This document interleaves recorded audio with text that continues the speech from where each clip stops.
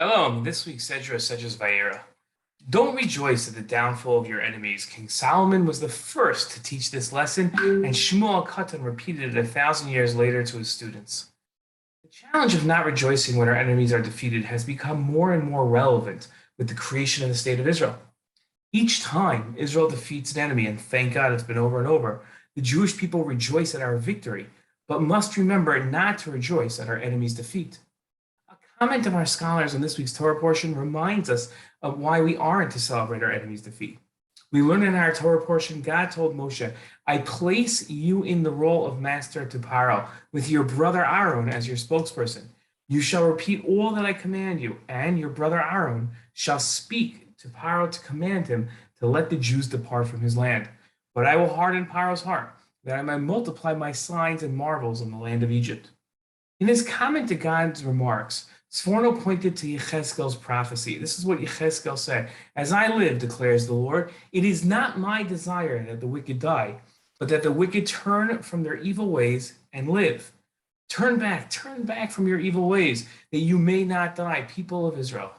The Sforno said this verse demonstrates God is interested in the sinner's repentance rather than his death. God told Moshe he would bring on numerous plagues, all in order to increase the chances that Paroah would finally see the light and become a genuine repentant, a Baal Tshuva. God hoped that by demonstrating his greatness and his power, this would eventually cause the Egyptians to recognize all of this. The Sforno answered the challenge of trying to understand how God desired Paroah's repentance, but at the same time, he hardened Paroah's heart, making Paroah's repentance impossible. Said the Sforno, there can be no question that without God stiffening Paroah's attitude from time to time, he would have collapsed much sooner and would have sent the Jews on their desired journey. However, this would not have been the result of his repentance and humbling himself before God, involving genuine regret about his previous errors, but it would have been the result of his impotence to withstand the pressure applied to him. He would have acted out of terror of what the next plague would do to him and to his country. The prophet Yechezkel went on and taught, the righteousness of the righteous shall not save him when he transgresses, nor shall the wickedness of the wicked cause him to stumble when he turns back from his wickedness. The righteous shall not survive through his righteousness when he sins. Rambam used this lesson to teach that tshuva atones for all sins. Even a person who was wicked his whole life and repentant in his final moments will not be reminded of any aspects of his wickedness.